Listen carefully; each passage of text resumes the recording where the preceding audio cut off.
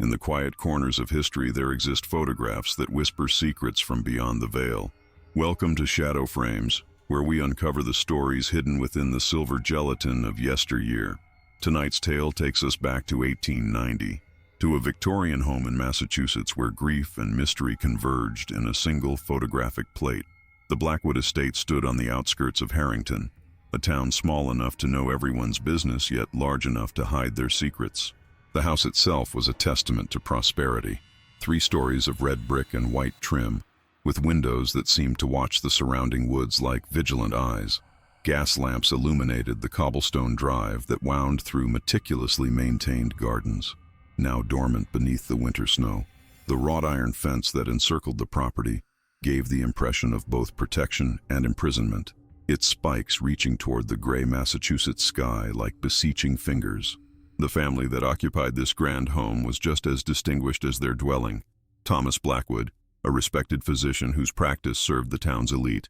His wife Eleanor, known for her charitable work with orphaned children and her impeccable taste in art and literature, and their daughter Catherine, a girl of 17, whose delicate constitution had been a source of concern since birth. Catherine Blackwood had entered the world on a stormy spring night in 1873, several weeks before her expected arrival. From her first labored breath, she had been marked as fragile, a designation that had followed her through childhood like a persistent shadow. Despite her physical limitations, she possessed a vibrant spirit and a keen intellect that belied her frail appearance. She had her father's analytical mind and her mother's artistic sensibilities, spending her days reading voraciously or sketching the birds that frequented the garden outside her bedroom window. "She's a miracle," Eleanor often said to the ladies of her sewing circle. The doctors didn't expect her to survive her first winter. Yet here she is, 17 years later. What Eleanor never mentioned during these conversations was the constant fear that gripped her heart each time Catherine developed so much as a mild cough. Nor did she speak of the nights she spent keeping vigil by her daughter's bedside, counting each breath as though it might be Catherine's last. Winter had settled over Harrington with unusual cruelty that year of 1890. Snow piled against windowsills, and the wind howled through the pines like a mournful dirge. The temperature had remained below freezing for weeks, turning the lake at the edge of town into a solid expanse of ice where children skated and men fished through carefully drilled holes. Inside the homes of Harrington, fireplaces blazed day and night, and families gathered close, sharing warmth and stories to ward off the bitter cold. It was during this bitter season that Catherine's health, always precarious, began its final decline. The first sign had been a cough, seemingly innocuous, the kind that accompanies a common winter cold. Eleanor had noticed it during breakfast on the first day of February, when Catherine had paused between bites of toast to clear her throat. "Are you feeling well, darling?" Eleanor had asked, her fork suspended mid-air. Catherine had smiled reassuringly. "Just a tickle, Mother. Nothing to worry about." But Eleanor Blackwood had spent 17 years worrying about her daughter's health, and she recognized the familiar patterns of illness better than any mother should. By that evening, Catherine's forehead had grown warm to the touch, and her cough had deepened, producing a wet, troubling sound from deep within her chest.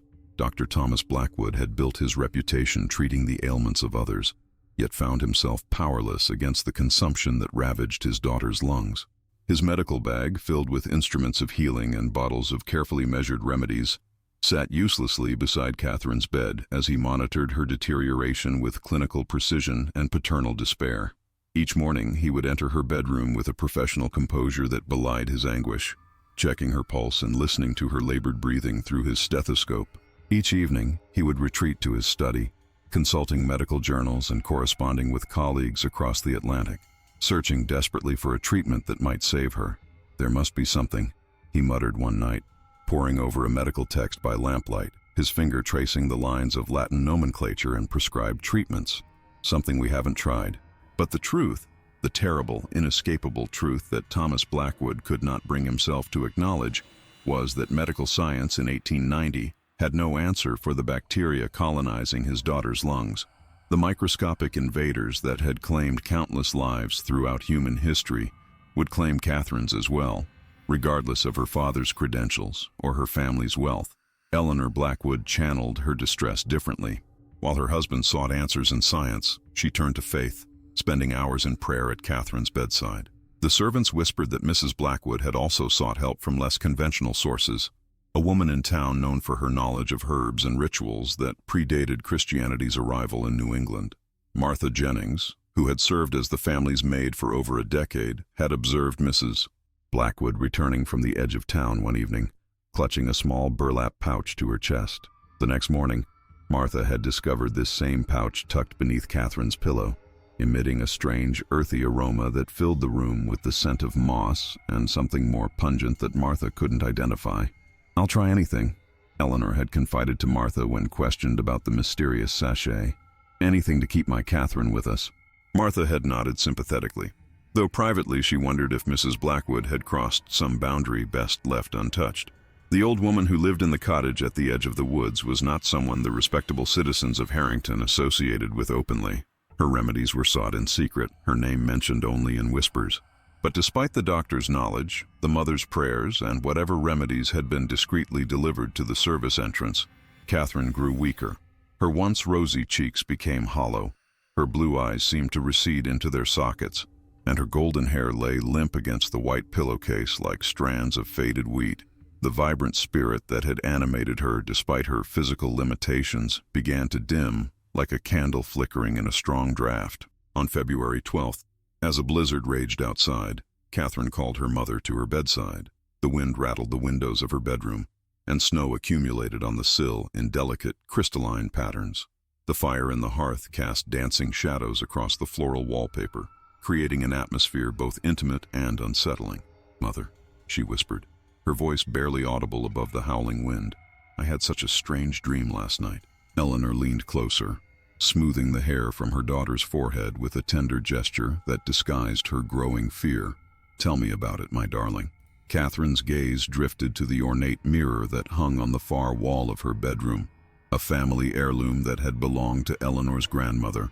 It was an unusual piece, with a silver frame adorned with intricate vine patterns and small figurines that resembled cherubs, or perhaps something less benevolent upon closer inspection. The mirror had been moved to Catherine's room 5 years earlier, after Eleanor had discovered her daughter admiring it during a rare visit to the attic where family heirlooms were stored. "I dreamt that I saw someone watching me from inside that mirror," Catherine said, her voice gaining strength as she spoke of her vision.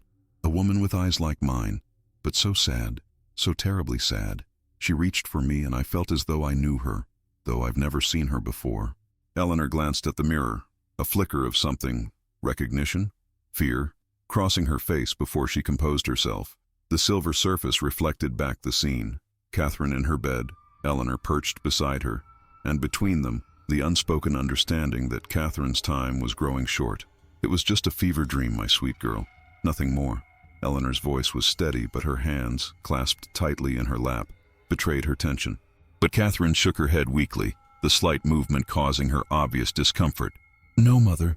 She's been there before, when I'm between waking and sleeping. I think she's waiting for me." A chill that had nothing to do with the February cold crept up Eleanor's spine. She abruptly stood and walked to the mirror, her reflection showing a woman trying desperately to maintain composure while her world crumbled around her. With deliberate movements, she took a shawl from a nearby chair, a delicate thing of cashmere and silk that had been a Christmas gift from Thomas, and draped it over the mirror's surface. "There," she said with forced brightness. "Now you needn't worry about strange reflections." Catherine didn't protest, but her eyes remained fixed on the covered glass until she drifted back to sleep, her breathing shallow and uneven. Eleanor remained by her daughter's side until she was certain Catherine slept deeply. Then she moved quietly to the window, watching the swirling snow transform the familiar landscape into something alien and uncertain, much like her own life. The world she had built so carefully, the respectable doctor's wife, the devoted mother, the pillar of Harrington society, was fracturing along fault lines she had thought safely sealed decades ago. That evening, Thomas returned from a house call to find Eleanor in their bedroom, her hands trembling as she wrote in her leather-bound journal. The pen moved across the page with jerky, uncertain strokes, so unlike Eleanor's usually elegant handwriting. "How is Mrs. Peterson?" Eleanor asked without looking up, referring to the elderly woman whose chronic heart condition frequently required Thomas's attention. "Stable for now," Thomas replied, removing his snow-dusted coat. "Her son will send for me if her condition changes."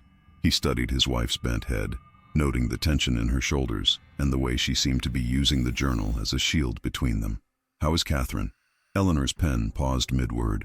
"Her fever is higher," she said after a moment. "And she's having delusions, Thomas, about the mirror in her room, the one that belonged to my grandmother." Thomas frowned, moving to sit on the edge of the bed. He was a tall man whose imposing stature was softened by kind eyes and a gentle manner cultivated through years of medical practice. His dark hair, now streaked with gray at the temples, was still damp from the melting snow, and his face bore the weariness of a man fighting a battle he knew he could not win. "What sort of delusions?" he asked, his physician's mind automatically cataloging possibilities. Fever dreams, hallucinations from oxygen deprivation, the effects of the various medications they had tried. Eleanor closed her journal, her finger marking her place as if she might return to it. "She says she sees a woman in the mirror, someone watching her." She hesitated, then added in a voice barely above a whisper, "Someone waiting for her." Thomas's frown deepened. "Perhaps we should move the mirror elsewhere. Fevered minds can fixate on the strangest things, and if it's causing her distress—" "No," Eleanor said, too quickly. She moderated her tone with visible effort. I've covered it. That should be sufficient." Thomas gave his wife a curious look but didn't press the matter. The Blackwoods had been married for 20 years, and he had learned when not to question his wife's peculiarities. Eleanor had always been a woman of contradictions, practical in most matters yet occasionally superstitious in ways that seemed at odds with her education and social standing.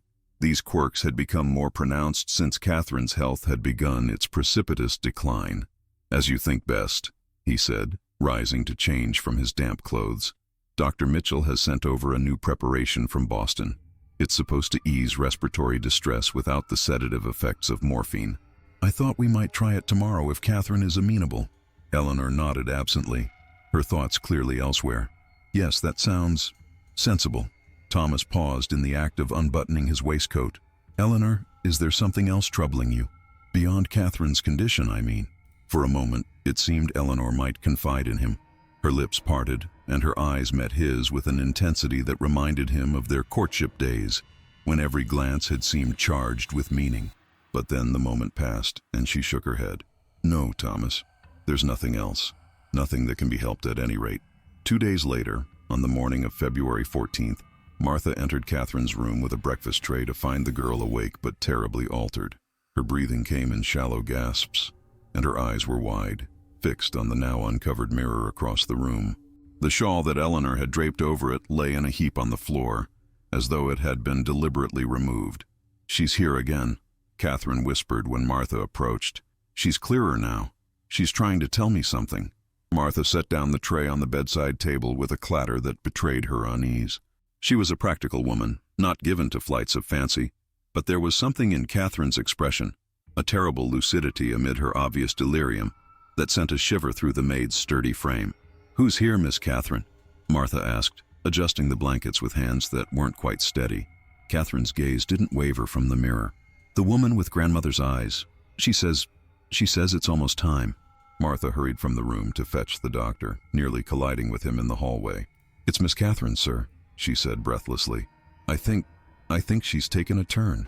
When Thomas arrived, he knew immediately that the end was near.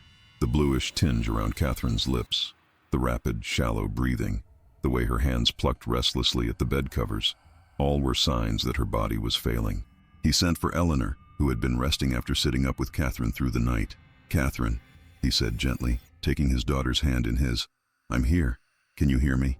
Catherine's wandering gaze found his face, and for a moment recognition dawned. "Father," she said, her voice surprisingly strong, "I'm glad you're here. There's something I need to tell you." Thomas leaned closer. "What is it, my dear?" "The woman in the mirror," Catherine said, her eyes sliding back to the silver-framed glass. "She's not a stranger. She's family."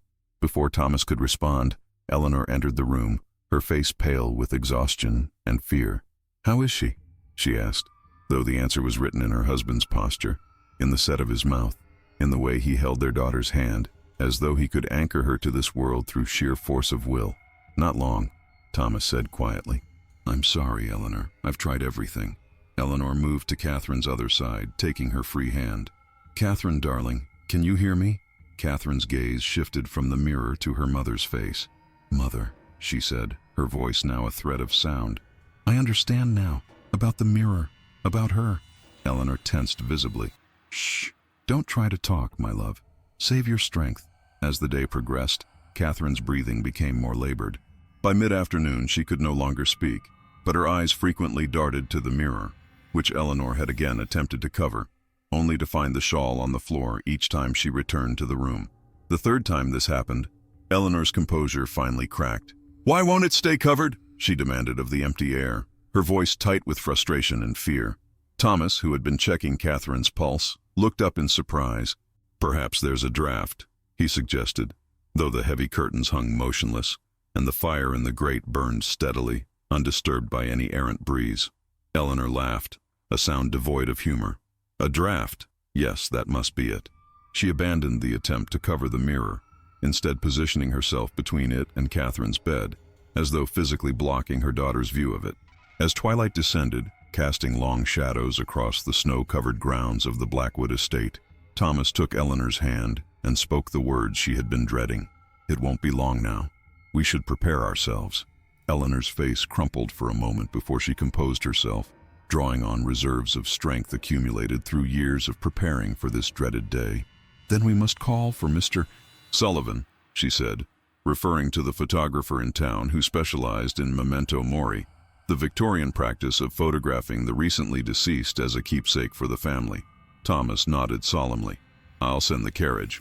The Blackwoods, like many families of their era, observed the custom of creating posthumous photographs of their loved ones.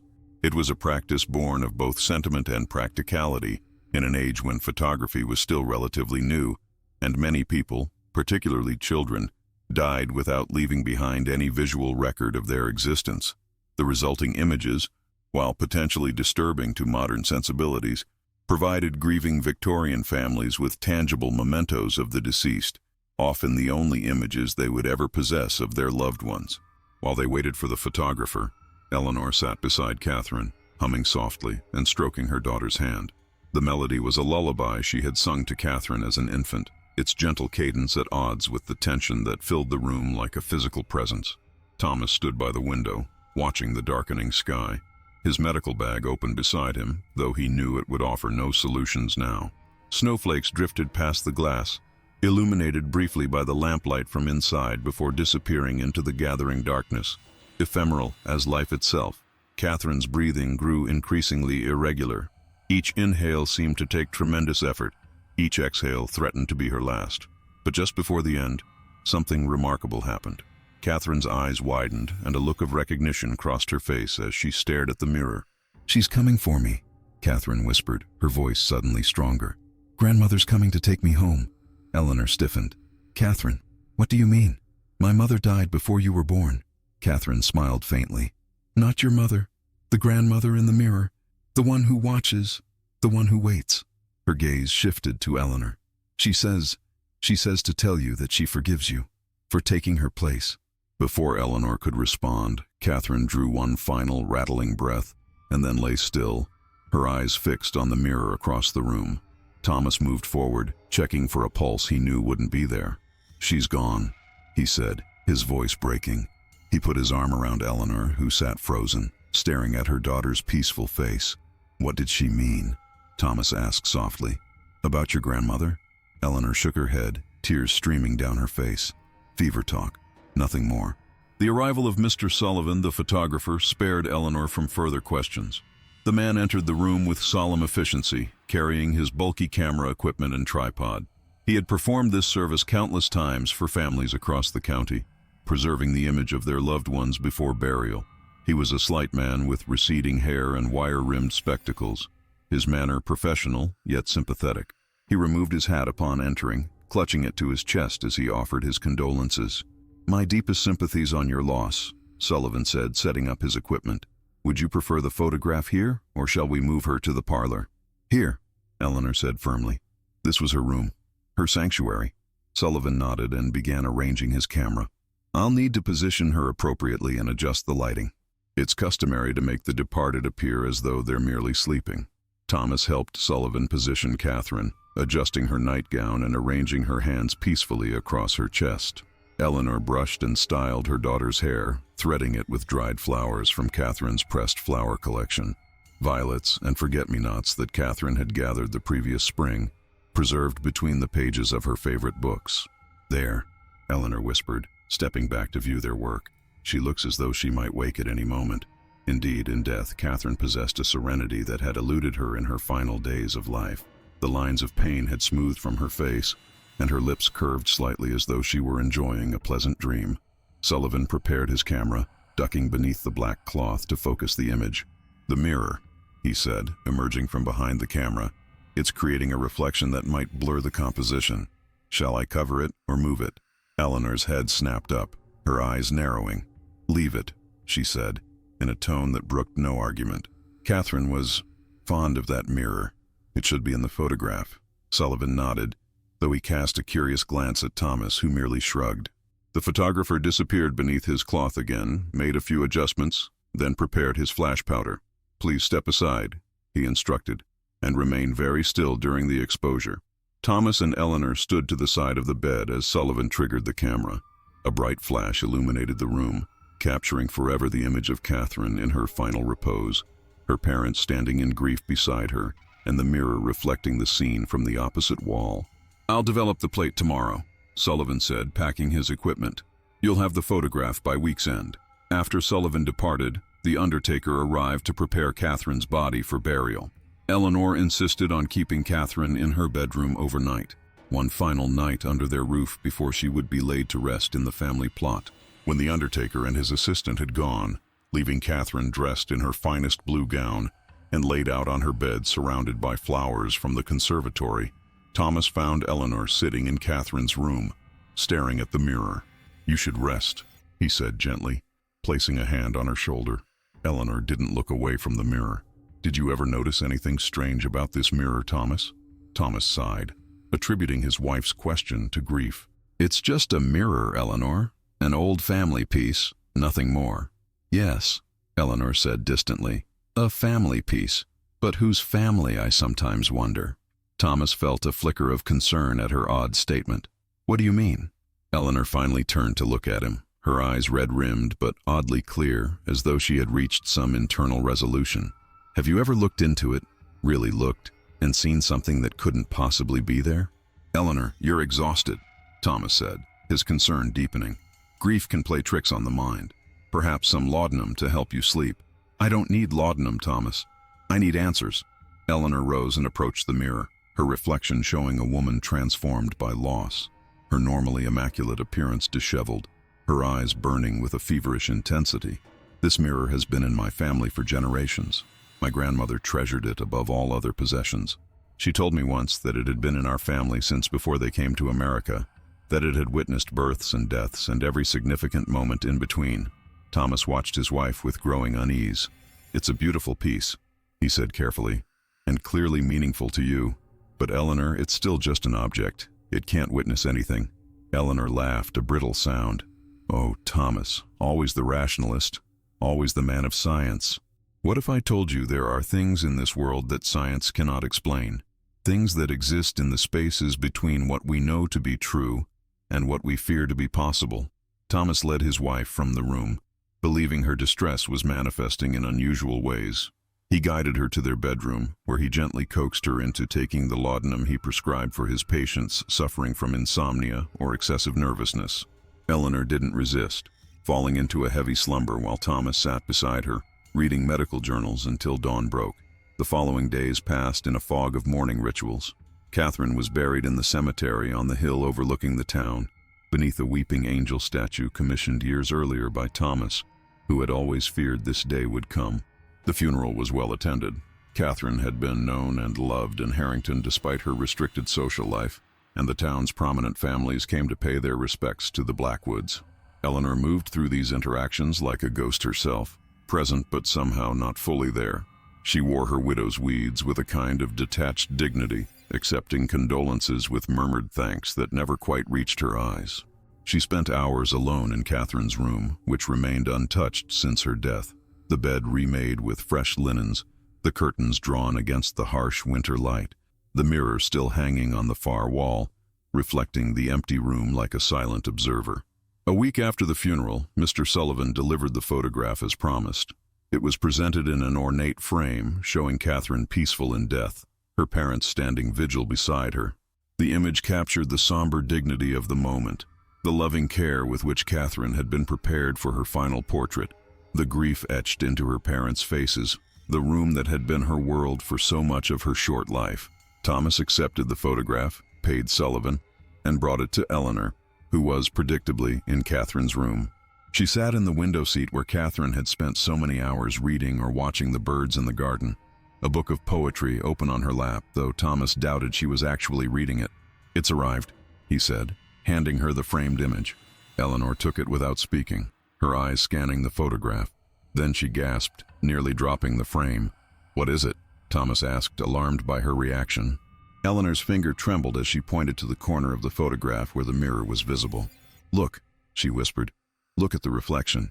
Thomas peered at the image. The mirror in the photograph should have shown only the opposite wall of Catherine's room, perhaps the edge of her bed. Instead, it seemed to display a different scene altogether, what appeared to be a woman standing behind Catherine's bed, though no such person had been in the room when the photograph was taken. "It must be a flaw in the development," Thomas said reasonably, "or perhaps an accidental double exposure. Sullivan may have reused a plate that wasn't properly cleaned." Eleanor shook her head vehemently. "No, Thomas. Look closer. Look at her face." Thomas retrieved his reading glasses from his waistcoat pocket and examined the photograph more carefully. The figure in the mirror was indistinct, but bore a striking resemblance to Eleanor herself. The same high cheekbones, the same sweep of dark hair. But the expression was different, harder somehow, accusatory. "It's just a trick of the light," Thomas insisted, though uncertainty crept into his voice. "A shadow, perhaps, or a spot on the negative." Eleanor took the photograph back, staring at it intently. This is what Catherine saw, the grandmother in the mirror. She looked up at Thomas, her eyes wide. "I need to tell you something, Thomas. Something I should have told you years ago." Thomas felt a chill that had nothing to do with the February cold. "What are you talking about, Eleanor?" Eleanor's gaze drifted to the mirror, then back to her husband. "The mirror belonged to my grandmother, as I've always told you, but I never told you how it came to be mine." She took a deep breath. "My grandmother, Abigail, was said to have certain abilities. She could see things others couldn't, know things she shouldn't have known. The mirror was her most prized possession. She claimed it was a window, not just a reflection." Thomas frowned. "A window to what?" "To the other side," Eleanor whispered. "To where the dead reside." Thomas shook his head, his scientific mind rejecting such notions. "Eleanor, grief can make us susceptible to—" "It's not grief talking, Thomas," Eleanor interrupted. "When I was a girl, my grandmother told me that when she died, she would find a way to come back through the mirror. She said she would watch over her descendants, protect them from harm." Eleanor's hands trembled. "When she was dying, she asked for me specifically. Not my mother, not her other grandchildren. Me." Eleanor's voice dropped even lower. "She said I was the only one who had inherited her gift, the only one who could see through the veil between worlds. And she was right. As a child, I often saw things in that mirror, faces that weren't there, places that couldn't be. My mother thought I was imagining things, but grandmother understood. She nurtured that ability in me." Thomas sat heavily on Catherine's bed, trying to make sense of his wife's words. In 20 years of marriage, Eleanor had never spoken of such things. He had known that her relationship with her grandmother had been unusually close. Eleanor had often spoken of Abigail Caldwell with a reverence she accorded no other relative, but he had attributed this to the normal affection of a granddaughter for a beloved elder. "When grandmother was dying," Eleanor continued, "she called me to her bedside. She was clutching the mirror, a smaller hand mirror with the same design as this wall mirror. She told me to look into it with her, and when I did," Eleanor's voice broke, "I saw what looked like another world, a place of shadows and light, where people I knew were dead walked freely." Thomas remained silent, unsure how to respond. His medical training told him that Eleanor was suffering from a form of hysteria brought on by grief, that her bizarre claims were symptoms of a mind trying to make sense of overwhelming loss. Yet there was something in her manner, a terrible clarity amid the fantastical nature of her story, that gave him pause. She asked if I was willing to accept her gift fully, to become the keeper of the mirror, the bridge between worlds. I was young, Thomas, only 16. I was frightened, but also fascinated. I said yes without fully understanding what I was agreeing to. Eleanor stood and approached the mirror, running her fingers along its ornate frame.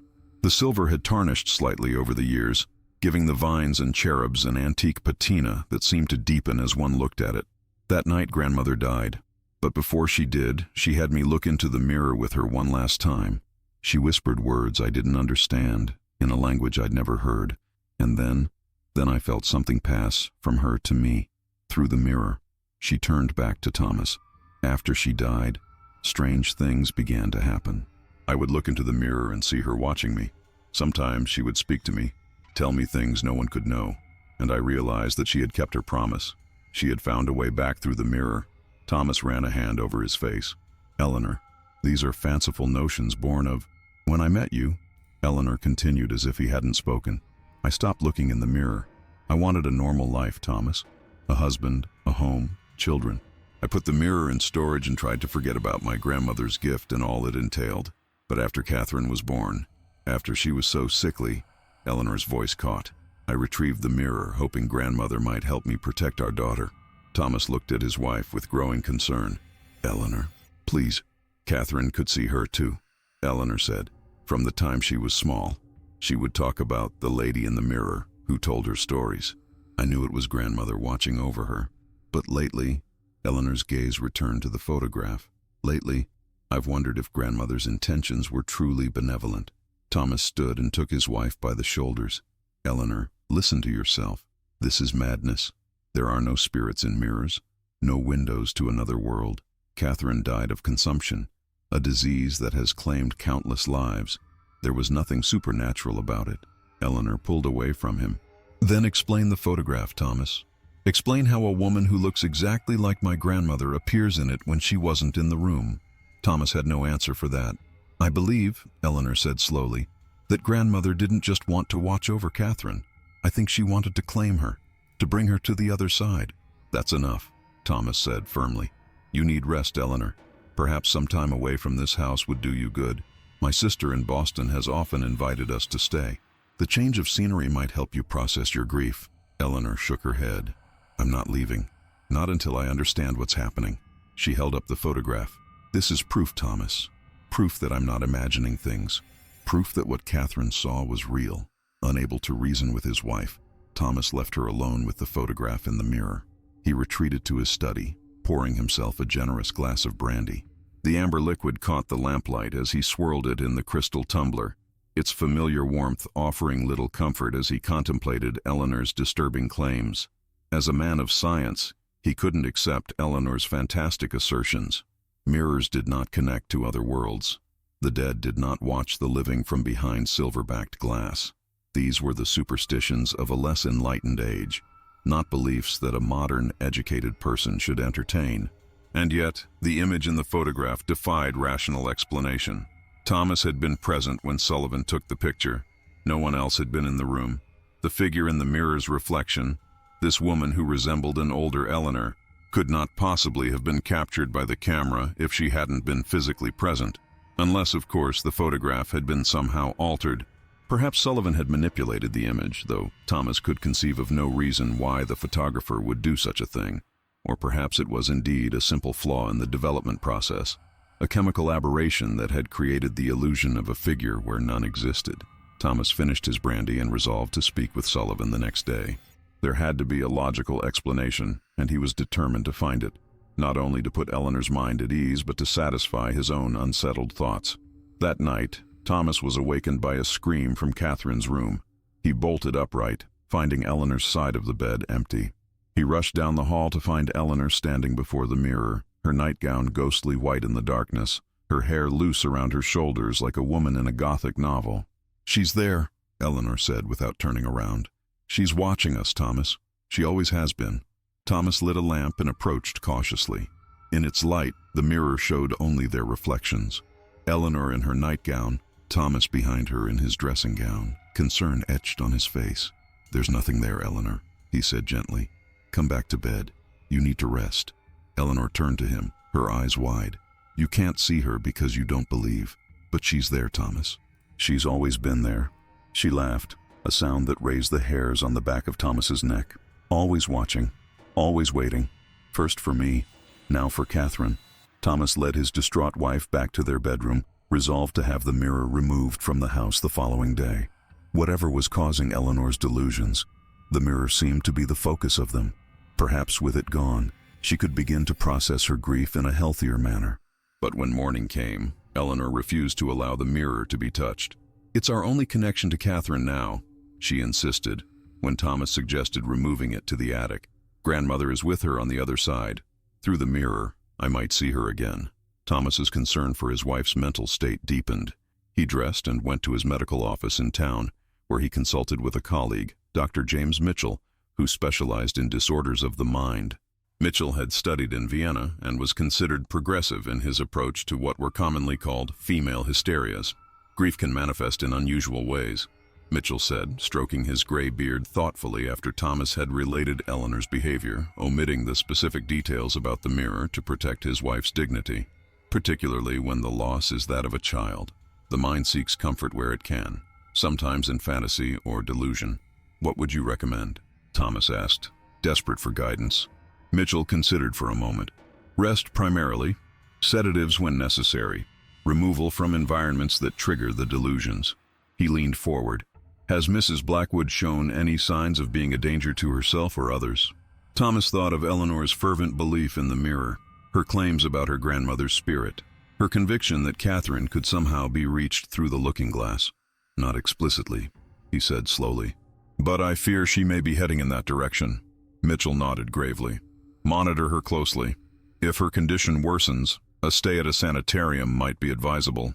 Westfield has an excellent facility for ladies of good breeding. The environment is comfortable, and the care is discreet." Thomas was reluctant to consider such a drastic measure. The thought of committing Eleanor to an institution, even a respectable one like Westfield, filled him with dread. But as the days passed, her obsession with the mirror intensified. She spent hours staring into it, sometimes speaking to it in hushed tones. She claimed to see not only her grandmother now, but Catherine as well, beckoning to her from the other side of the glass. "She looks so happy there, Thomas," Eleanor told him one evening, her eyes bright with a fervor that frightened him. "So healthy. She runs and plays like other children. She's waiting for me." Thomas increased the dosage of laudanum he gave Eleanor each night, hoping the sedative would grant her dreamless sleep and perhaps with time a respite from her delusions. But he would often wake to find her side of the bed empty, only to discover her in Catherine's room, communing with the mirror in the darkness.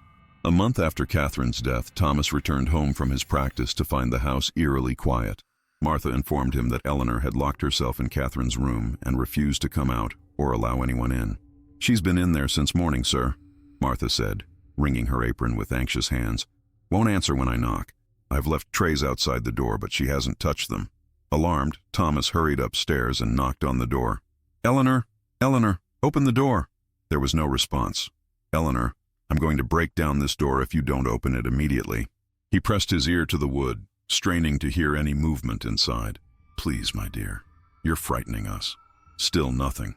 Thomas shouldered the door open, the lock splintering under his weight. He found Eleanor sitting cross-legged on Catherine's bed, the memento mori photograph in her lap, her gaze fixed on the mirror. "She's showing me how to join them," Eleanor said, her voice distant and dreamy. "Grandmother says there's a way for me to cross over, to be with Catherine again." Thomas approached slowly, noticing that Eleanor had drawn symbols on the mirror's surface using what appeared to be her own blood. Her finger was cut, a thin line of red tracing down her hand. The symbols were unfamiliar to him, curves and lines that seemed to form a pattern too deliberate to be random yet incomprehensible to his untrained eye. "Eleanor, you're unwell," Thomas said, keeping his voice calm despite his rising panic. "You need help, my dear. Professional help. Let me take care of you, as I've always done." Eleanor finally looked at him, her eyes seeming to focus with difficulty, as though she were emerging from a trance. "Do you remember what Catherine said before she died? That grandmother was coming to take her home? That she forgave me for taking her place?" A tear slid down Eleanor's cheek. "I never told you, Thomas, but when my grandmother performed that ritual with me before she died, she wasn't just passing on her gift. She was trying to switch places with me." Thomas frowned. What do you mean? She wanted my youth, my life ahead of me. She was trying to possess me, to push my soul out and take my body for herself. Eleanor shuddered at the memory. But I fought her, Thomas. I was stronger than she expected. I kept her trapped in the mirror instead. Thomas took a step closer. Eleanor, please. That's why she wanted Catherine. Eleanor continued frantically. When she couldn't have me, she set her sights on my daughter. Our daughter. She's been watching her, waiting for her to weaken enough that she could claim her. Thomas was close enough now to see that Eleanor had covered Catherine's bed with pages torn from old books, texts in languages he didn't recognize, illustrations of mirrors and doorways and shadowy figures. Some of the pages were yellowed with age, their edges crumbling. Others appeared to be from more modern volumes, though none that Thomas recognized from their library. And now, Eleanor whispered, she has Catherine, but she's still offering me a chance to be with my daughter. All I have to do is let go and step through. Thomas lunged forward as Eleanor raised a small knife, the same one she'd apparently used to cut her finger. He wrestled it from her grasp, calling for Martha to bring his medical bag. No, Eleanor screamed, fighting him with surprising strength. You don't understand. It's the only way. Thomas managed to subdue his wife, administering a sedative that soon had her unconscious. With Martha's help, he carried Eleanor to their bedroom, where he bound her wrists to the bedposts with silk scarves, a precaution against self-harm when she awakened. Should I send for Dr. Mitchell, sir? Martha asked, her face pale with shock. Thomas nodded grimly. Yes, and stay with her, Martha. Don't leave her alone for a moment. I need to examine that room. While Eleanor slept, Thomas returned to Catherine's room and examined the mirror. The symbols Eleanor had drawn in blood had begun to dry, turning from bright crimson to rusty brown against the silver surface. They meant nothing to him, but there was something unsettling about them nonetheless, a sense of purpose and intent that transcended his understanding. He approached the mirror cautiously, studying his own reflection. The man who looked back at him seemed older than his 45 years, the lines around his eyes deeper, his mouth set in a grim line. For a moment, just the briefest of moments, he thought he saw a flicker of something behind him in the glass, a female figure perhaps. But when he turned, the room was empty, save for Catherine's belongings, preserved as they had been in life. Thomas shook his head, attributing the vision to suggestion and exhaustion. He had been sleeping poorly since Catherine's death, and Eleanor's deteriorating mental state had placed additional strain on him. It was no wonder his eyes were playing tricks on him. He covered the mirror with a sheet, then gathered the scattered papers from Catherine's bed. Most were in languages he couldn't read, what appeared to be Latin, Greek, and something else, something older perhaps. But a few contained English passages about mirrors as portals, about spirits that could pass between worlds through reflective surfaces, about rituals to open these doorways. Where had Eleanor obtained such texts? Thomas had never seen them in their library, and Eleanor rarely left the house even before Catherine's death. Had she ordered them secretly, or had they been hidden away somewhere on the property, perhaps brought with her when she married? He brought the papers to his study, intending to examine them more closely when he had time. But as he set them down on his desk, his eye caught the memento mori photograph of Catherine, which Eleanor had left there. Thomas picked it up, studying it carefully in the clear light of day. The figure in the mirror was clearer now than he remembered, a woman with Eleanor's features, but older, harsher, her eyes fixed not on Catherine, but on Eleanor herself. There was a possessiveness in that gaze, a hunger that made Thomas's blood run cold. A chill ran down Thomas's spine. Was it possible? Could there be some truth to Eleanor's fantastic claims? No, he was a man of science, of reason. There had to be a logical explanation for the anomaly in the photograph. Perhaps Sullivan had indeed used a plate with a previous exposure. Or perhaps, and this thought disturbed Thomas deeply, the photographer had deliberately altered the image for some unknown purpose. Thomas locked the photograph and the papers in his desk drawer, then sent a message to Dr. Mitchell, requesting his immediate attendance. Something was severely wrong with Eleanor, and Thomas was no longer confident he could help her himself. Dr. Mitchell arrived that evening, examined the still sedated Eleanor, and concurred with Thomas's assessment. Eleanor was suffering from acute melancholia, complicated by delusions, triggered by the trauma of losing her daughter. She needs specialized care, Thomas, Mitchell said gravely. More than you can provide at home. I recommend Westfield Sanitarium. As we discussed, they've had success with similar cases. Thomas nodded reluctantly. When can she be moved? I can make arrangements for tomorrow, Mitchell replied. It would be best to transport her while sedated, to avoid further distress. After Mitchell left, Thomas sat by Eleanor's bedside, watching her sleep. How had it come to this? Just months ago, they had been a family. Not carefree, given Catherine's perpetual health concerns, but intact. They had attended church together on Sundays, hosted small dinner parties for colleagues and friends, planned for Catherine's future despite her limitations. Now Catherine was gone, and Eleanor was slipping away into madness. Thomas must have dozed off in the chair beside the bed, because he awakened to find Eleanor watching him, her eyes clear and alert despite the sedative. Thomas, she said softly, I need you to listen to me. Just listen, without interrupting. Thomas straightened in his chair. I'm listening. I know you think I've lost my mind with grief, Eleanor said. Perhaps I have in some ways, but what I've told you about the mirror, about my grandmother, it's real, Thomas, and I can prove it to you. Thomas sighed. Eleanor. The photograph, Eleanor insisted. You've seen it yourself. How do you explain the woman in the mirror? A flaw in the development, a trick of the light. Perhaps an intentional deception, though I cannot imagine why Sullivan would perpetrate such a thing. Then let's take another photograph, Eleanor suggested, of the mirror itself. If there's nothing supernatural about it, the photograph will show nothing but a reflection of the room. If I'm right, she let the sentence hang unfinished between them. Thomas hesitated. Part of him wanted to indulge Eleanor's request, to prove to her that her fears were unfounded so she might begin to heal. Another part feared what might happen if the photograph did show something inexplicable. Would it further entrench Eleanor in her delusions? Or would it force him to confront possibilities that his scientific mind rejected? Please, Thomas, Eleanor pleaded, before you send me away, and I know that's what you're planning, give me this chance. Thomas studied his wife's face. Despite everything, he loved her deeply. And if there was any chance that this exercise might bring her back to reality, very well, he relented. Tomorrow I'll ask Sullivan to return and take another photograph. Eleanor smiled gratefully. Thank you, Thomas. I know this seems mad to you, but soon you'll understand. The next morning, Thomas sent word to Sullivan requesting his services again. The photographer arrived mid-afternoon, curious about the unusual request, but professional as always. You wish me to photograph the mirror in your daughter's room? Sullivan confirmed as Thomas led him upstairs. Rather an unusual commission, if you don't mind my saying so, Doctor. Yes, Thomas replied. My wife has become fixated on it. I believe a clear photograph showing nothing unusual may help ease her mind. Sullivan nodded sympathetically. Grief manifests in strange ways, Doctor.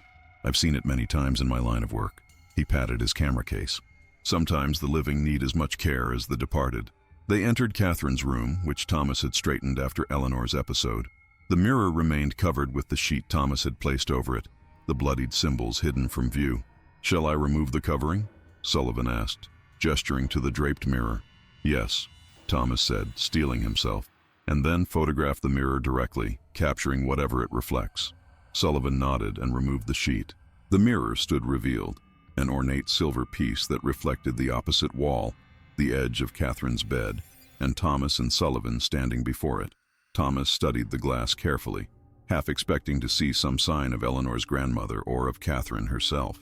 But the mirror showed only what it should, the room and its occupants, nothing more. Sullivan set up his camera, positioned it carefully, and prepared the flash powder. Ready, Doctor? He asked. Thomas nodded, his eyes fixed on the mirror. As Sullivan ducked beneath the black cloth, Thomas thought he saw another flicker in the glass, a momentary distortion, as though the reflection were a pond disturbed by a dropped stone. But before he could determine whether it was real or a product of his imagination, Sullivan triggered the camera. The flash briefly illuminated the room, leaving spots dancing before Thomas's eyes. I'll develop this immediately, Sullivan promised as he packed his equipment. You'll have it by tomorrow morning. My deepest sympathies once again for your loss, Doctor. After Sullivan departed, Thomas replaced the sheet over the mirror. He had agreed to Eleanor's request, but he was not about to leave the mirror uncovered until the results were known. That evening, Thomas informed Eleanor that Sullivan had taken the photograph as promised and would deliver it the following day. Eleanor received this news calmly, almost as though she had expected nothing less. When you see it, she said, you'll understand, Thomas. and then perhaps you'll help me instead of sending me away." Thomas made no promises. He had already begun preparations for Eleanor's transfer to Westfield, packing a small valise with her personal items and completing the necessary admission papers Dr. Mitchell had left with him. It pained him to think of Eleanor in an institution, but he saw no alternative. Her obsession with the mirror, her belief that Catherine could be reached through it, her willingness to harm herself, all pointed to a mind too fractured by grief to heal without professional intervention. The next day, Sullivan arrived with the developed photograph. His expression as he handed it to Thomas was troubled, his usual professional composure noticeably strained. "Is something wrong, Mr. Sullivan?" Thomas asked. Noting the photographer's pallor, Sullivan hesitated. "The development process proceeded normally, Doctor, but the result, well, you'll see for yourself. I cannot explain it." Thomas thanked him and took the photograph to his study before looking at it. He wanted to examine it privately, away from Sullivan's curious gaze and Eleanor's expectant one. When he finally studied the image, Thomas felt the blood drain from his face. The photograph showed the mirror clearly, but what it reflected was not Catherine's room. Instead, it displayed what appeared to be a dark chamber with stone walls, a place that existed nowhere in the Blackwood home. And in this chamber stood two figures, an older woman with Eleanor's features, and beside her, unmistakably, Catherine. Thomas dropped the photograph as if it had burned him. This was impossible, completely impossible. And yet, there it was, evidence that defied all rational explanation. With shaking hands, Thomas retrieved the photograph and studied it more closely. Catherine looked as she had in life, before her illness had claimed her. She was smiling, her hand clasped in that of the older woman, Eleanor's grandmother, he presumed. Both were looking directly at the camera, as if they knew they were being photographed from another world. This could not be a double exposure or a flaw in the development process. The image was too clear, too specific, nor could it be a deliberate deception by Sullivan. The photographer had seemed genuinely disturbed by what he had captured. Thomas locked the photograph in his desk drawer alongside the first one and the papers he had collected. He needed time to think, to process what he had seen. His entire worldview, built on scientific principles, on the belief that the universe operated according to natural laws that could be observed and understood, had been shaken to its foundation. But he had no time. There was a knock at his study door, and Martha entered, looking alarmed. "It's Mrs. Blackwood, sir," she said. "She's gone." Thomas sprang to his feet. "What do you mean, gone?" "I went to bring her tea and her room was empty," Martha explained. "The bindings on the bed were untied. I've searched the house, but she's nowhere to be found." A terrible suspicion seized Thomas. "Catherine's room," he said, already moving. "Check Catherine's room." Thomas rushed upstairs, taking the steps two at a time. The door to Catherine's room stood open. Inside, the sheet had been removed from the mirror, which now stood uncovered, reflecting the empty room. But there was no sign of Eleanor. "Eleanor!" Thomas called, searching under the bed, in the wardrobe behind the curtains. But he knew somehow that she was not hiding. She was truly gone. As he stood in the center of the room, breathing heavily from his search, Thomas noticed something on the floor before the mirror. Eleanor's wedding ring, the gold band he had placed on her finger 20 years earlier. Thomas picked it up, turning it over in his palm. Then he approached the mirror cautiously, studying his reflection. Nothing seemed amiss, just his own haggard face staring back at him. "Eleanor?" he whispered. "Can you hear me?" For a moment, there was nothing. Then, so briefly he might have imagined it, he thought he saw three faces behind his own in the glass. Eleanor, Catherine, and the older woman from the photographs. Eleanor seemed to mouth his name before the image vanished, leaving only his reflection once more. Thomas staggered back, clutching Eleanor's ring. Had she found a way to join Catherine in that other place, as she had claimed she could? Had she crossed through the mirror somehow? Or had she simply fled the house, leaving her ring behind as a final break with him before he could commit her to Westfield? The rational part of Thomas's mind insisted on the latter explanation. Eleanor had escaped while Martha was occupied elsewhere. She had left her ring as a message that their marriage was over. She was somewhere in town, or perhaps on a train heading far away from Harrington. But another part of Thomas, a part he had never acknowledged before, whispered that he had seen the truth in those photographs, that Eleanor's fantastic claims about her grandmother, about the mirror as a portal, about Catherine being taken, all of it had been real. In the days that followed, Thomas reported Eleanor's disappearance to the authorities. A search was conducted throughout Harrington and the surrounding countryside, but no trace of her was found. It was as if she had vanished into thin air. Thomas kept both photographs locked in his desk drawer, unable to look at them yet unwilling to destroy them. The mirror remained in Catherine's room, now kept permanently covered, not with a sheet that could be removed, but with boards Thomas nailed over its surface himself. His colleagues attributed his haggard appearance to grief, first for his daughter, now for his missing wife. They spoke of him in hushed tones, expressing sympathy for the tragedies that had befallen him in such quick succession. Some suggested that he take a leave from his practice, perhaps travel to Europe to recover his spirits. But Thomas could not leave. Something held him in Harrington, in the house where his family had lived and, in different ways, departed. A month after Eleanor's disappearance, Thomas received a letter. It was delivered by the regular post, bearing a stamp from a town he didn't recognize, somewhere in the western part of the state. It had no return address, and the handwriting on the envelope was unfamiliar. Inside was a single sheet of paper containing a message written in what Thomas recognized, with a start that sent his heart racing, as Eleanor's hand. "Dearest Thomas, I have found Catherine.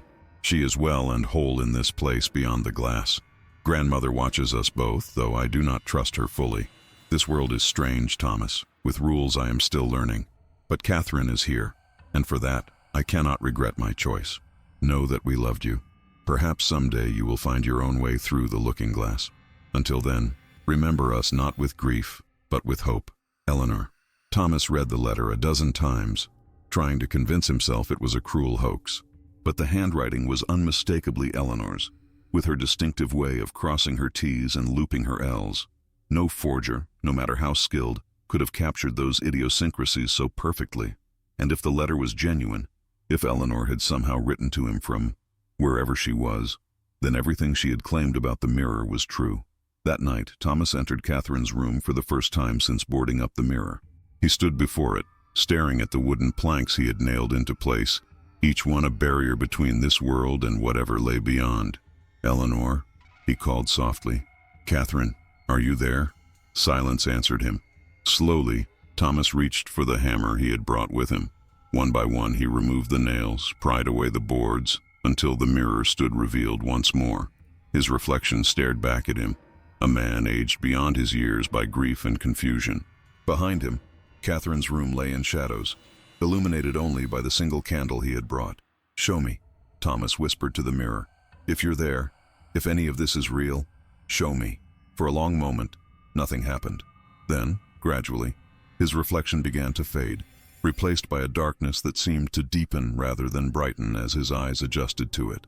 Forms took shape in that darkness: stone walls, flickering torchlight, and three figures standing together: Eleanor, Catherine, and the older woman Thomas now believed to be Eleanor's grandmother.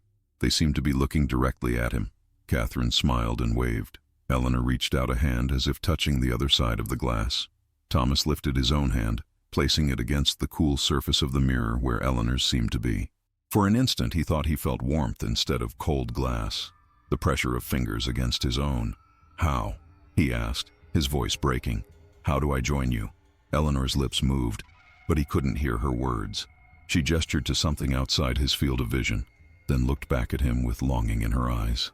The image began to fade, the three figures receding into the darkness until Thomas was left staring at his own reflection once more.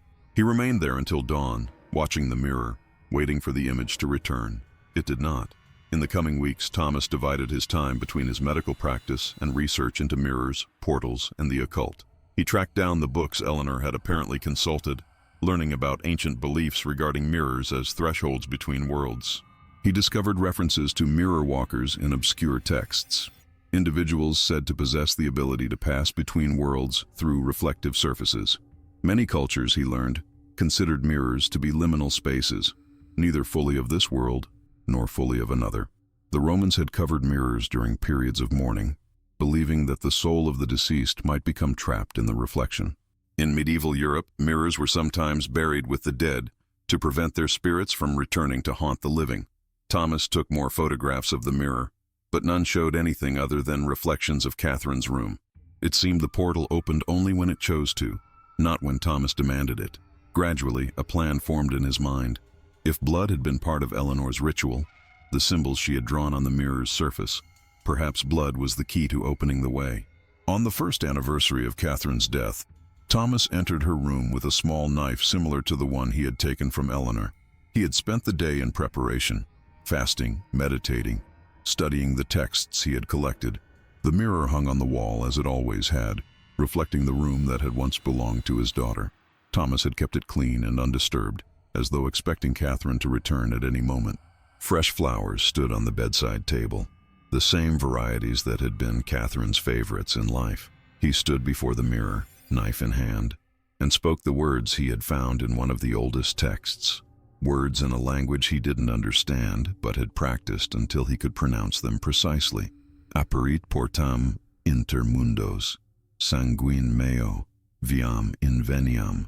As he finished the incantation, he drew the blade across his palm, letting blood well up and drip onto the mirror's frame. With his bloodied hand, he traced the symbols he had seen Eleanor draw, symbols he had memorized from the papers she left behind. For a moment, nothing happened. The mirror remained just a mirror, reflecting back the image of a desperate man engaged in what many would consider madness. Then, slowly, the mirror's surface seemed to ripple, like water disturbed by a breeze. Thomas's reflection wavered, then dissolved into darkness. And in that darkness, Thomas saw them waiting, Eleanor and Catherine, their hands extended toward him, their faces alight with recognition. Behind them stood the older woman, Eleanor's grandmother, her expression unreadable. Thomas pressed his bloodied palm flat against the mirror's surface. This time, there was no solid resistance. His hand passed through as if the glass were merely a film of water. Without hesitation, Thomas stepped forward, through the mirror, into the waiting embrace of his family. Behind him, the mirror in Catherine's room reflected only an empty room, the first light of dawn creeping through the curtains, illuminating a single drop of blood on the floor, the last trace of Dr. Thomas Blackwood in this world. In Harrington, they still tell the story of the Blackwood family, how tragedy struck 3 times in a single year, claiming daughter, mother, and finally father.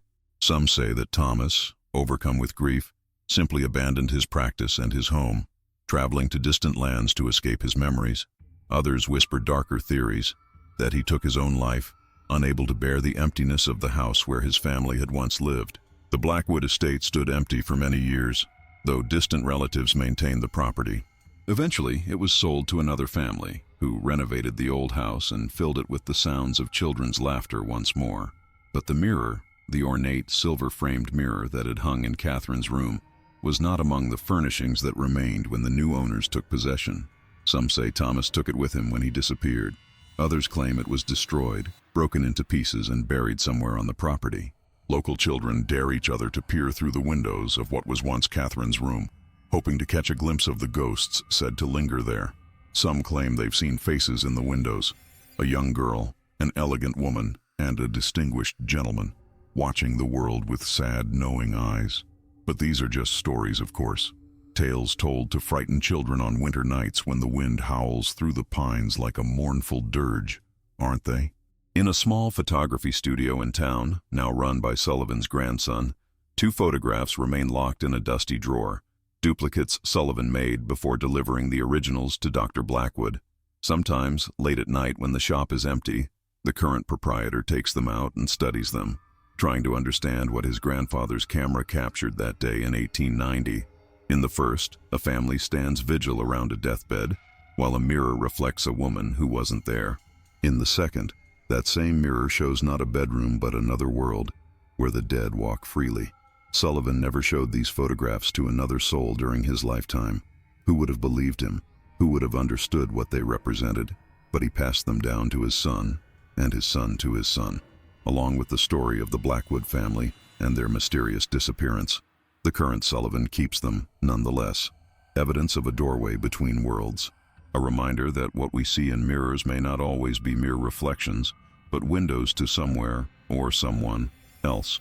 And sometimes when the light hits the glass just right, he thinks he sees the Blackwoods watching him from the photographs, their eyes following him as he moves around his studio. In those moments he wonders, are they trapped in that other world? Or did they find, beyond the mirror, what we all ultimately seek, reunion with those we've lost, in a place where death holds no dominion? Perhaps, Sullivan thinks as he returns the photographs to their hiding place. Some mysteries are better left unsolved. Some doors, once opened, can never truly be closed again.